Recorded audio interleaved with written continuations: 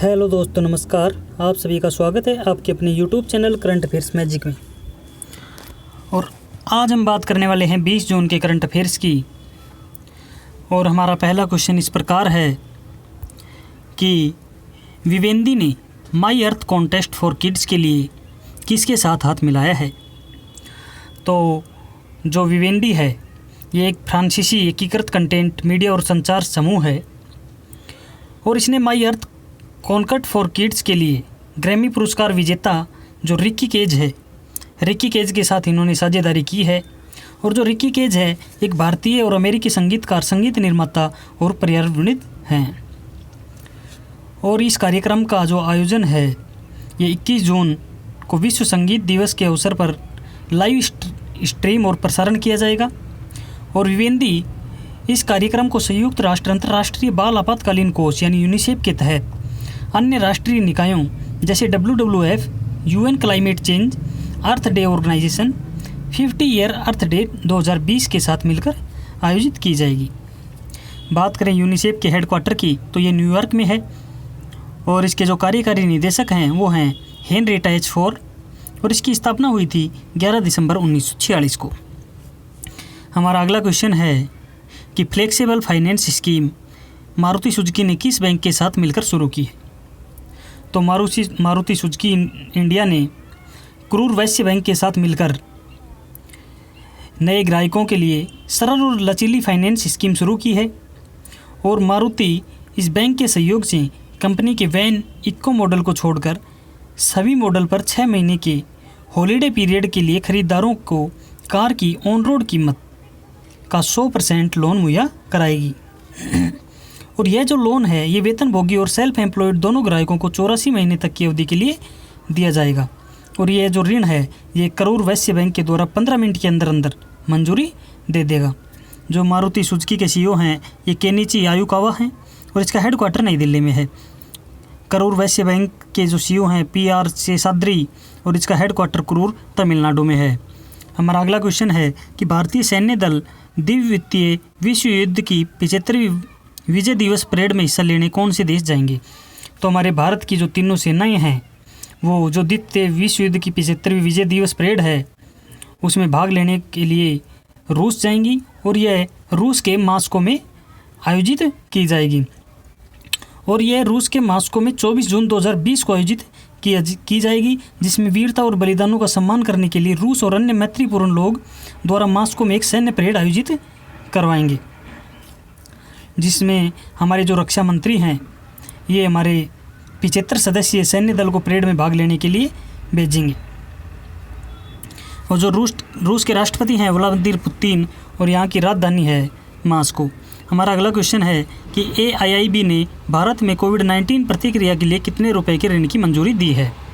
तो जो AIIB यानी एशियन इंफ्रास्ट्रक्चर इन्वेस्टमेंट बैंक, इसने भारत को जो गरीब और कमज़ोर वर्ग में पड़ने वाले कोविड-19 के प्रभाव के खिलाफ लड़ाई लड़ने के और मजबूत करने के लिए 750 मिलियन यानी लगभग 5,714 करोड़ रुपए के ऋण देने की पुष्टि की है। और भारत में AIIB के कुल सोवरेन एडवांस जो पहले से ही मंजूर किया जा चुका है वह $3.06 बिलियन है और हाल ही में $500 बिलियन का कोविड-19 आपातकालीन प्रतिक्रिया ऋण भी इसमें शामिल किया जाएगा।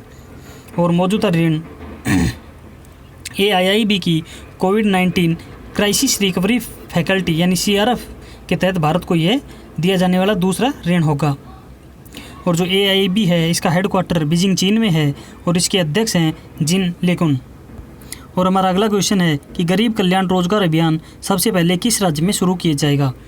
तो जो भारत सरकार के द्वारा यह सबसे पहले बिहार में और बिहार के खगड़िया ज़िले के ब्लॉक बेलदौर के ग्राम तेलीहार में यह सबसे पहले शुरू किया जाएगा।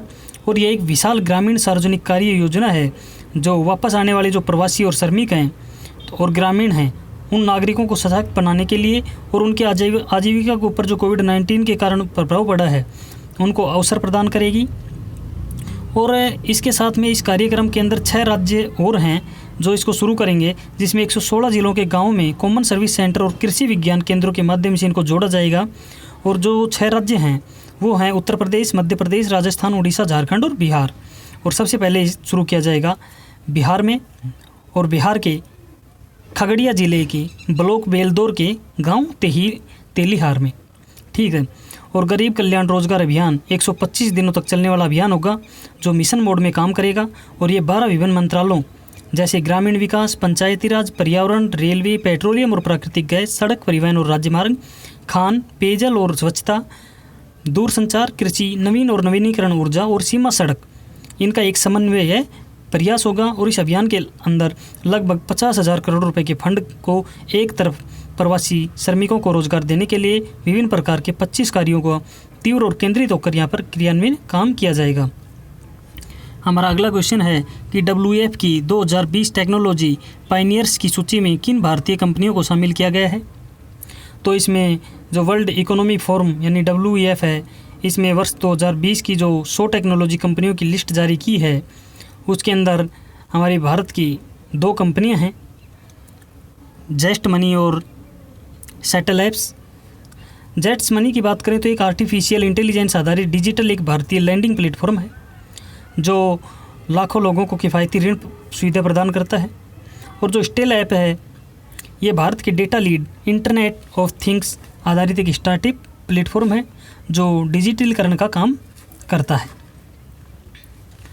जो ये सूची इन्होंने जारी की है तो इसमें कार्बन कैप्चर, अल्टरनेटिव और परिपत्र अर्थव्यवस्थाओं में अग्रणीय है, जबकि उनमें से कुछ का उद्देश्य खाद्य सुरक्षा, वित्तीय पहुंच आदि को संबोधित करना है। और 20वीं 100 टेक्नोलॉजी पायनियर्स कंपनी में हमारी जो 2 कंपनियां शामिल हुई हैं। हमारा अगला क्वेश्चन है कि ADB ने भारतीय अर्थव्यवस्था के फाइनेंशियल ईयर 2021 में कहाँ तक संकुचन रहने का अनुमान लगाया है। तो ADB यानी एशियाई डेवलपमेंट बैंक, एशियाई विकास बैंक, इसने जो भारतीय अर्थव्यवस्था है उसके वित्तीय वर्ष 2021 में 4% तक संकुचन रहने का यानी 4% तक घटने का अनुमान लगाया है। और भारतीय अर्थव्यवस्था में गिरावट का कारण है जो वही आप सभी को पता है कोविड-19, इसके कारण अर्थव्यवस्था में लगातार गिरावट आ रही है। और उसके अंदर हमारा लॉकडाउन लग गया और 2 महीने से अधिक समय तक बंद रहने के कारण यहाँ पर व्यवसायों के अंदर घाटा जा रहा है। और साथ ही ADB ने बताया है कि जो भारत की अर्थव्यवस्था है वो वित्तीय वर्ष 2022 में उभरकर 5% की वृद्धि दर पर आ सकती है। और जो एशियाई विकास बैंक के जो अध्यक्ष हैं वो हैं मात्सुगु असाकावा। हमारा अगला क्वेश्चन है pay as you fly insurance launch करने के लिए ट्रोपोगो ने किसके साथ हाथ मिलाया है। तो जो ट्रोपोगो है इन्होंने पे एज यू फ्लाई के लिए HDFC Ergo general insurance company के साथ हाथ मिलाया है। और ड्रोन मालिकों के लिए भारत का ये पहला पे एज यू फ्लाई नामक इंश्योरेंस लॉन्च करने के लिए UK के अंदर टेक ट्रोपोगो लिमिटेड के साथ HDFC एर्गो ने साझेदारी की है। और यह policy third party liability claim के लिए जीवन आश्वासन देगी। और जो वाणिज्य ड्रोन मालिक और ऑपरेटर हैं उनको ऑन डिमांड की पेशकश भी की जा सकेगी। और ये बीमा पॉलिसी है, ये संपत्ति के नुकसान और शारीरिक चोटों से बचाएगी। जो सर्वेक्षण, मैपिंग, निगरानी, आपदा राहत पहल, नागरिक प्रशासन सेवा, त्यौहार आदि कार्यक्रमों के दौरान उपयोग, संपत्ति प्रबंधक और यात्रा और पर्यटन उद्देश्यों जैसी गतिविधियों का संचालन करते समय हो सकती हैं।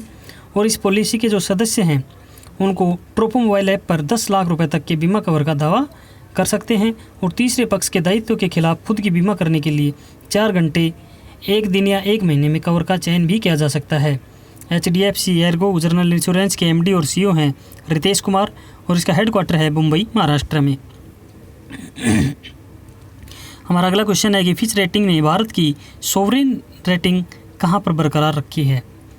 तो फिच ने अभी भारत की जो सोवरेन रेटिंग है कुछ दिन पहले भी BBB पर बरकरार रखी थी और एक बार फिर से इन्होंने BBB पर भारत की रेटिंग को बरकरार रखा है। और भारत के लिए अपनी रेटिंग आउटलुक में बदलाव के लिए स्थिर और से नकारात्मक कर दिया है। और जो रेटिंग एजेंसी फिच ने इसका कारण है जो भारत के विकास और ऋण दृष्टिकोण के लिए बढ़ते जोखिम को बताया है। और इसने रेटिंग एजेंसी की जो उम्मीद है वो वित्त वर्ष 2021 में भारत की आर्थिक गतिविधि है जो 5% से संकुचित रहने के बाद में 2022 में उभरकर 9.5% की वृद्धि दर का इन्होंने अनुमान लगाया है। और हमारा अगला क्वेश्चन है कि भारत संयुक्त राष्ट्र सुरक्षा परिषद की अस्थायी सदस्य बन गया है। इसमें भारत के पक्ष में कितने वोट यानी कितने मत आए। तो हमारा भारत है जो संयुक्त राष्ट्र सुरक्षा परिषद का अस्थायी सदस्य बना है।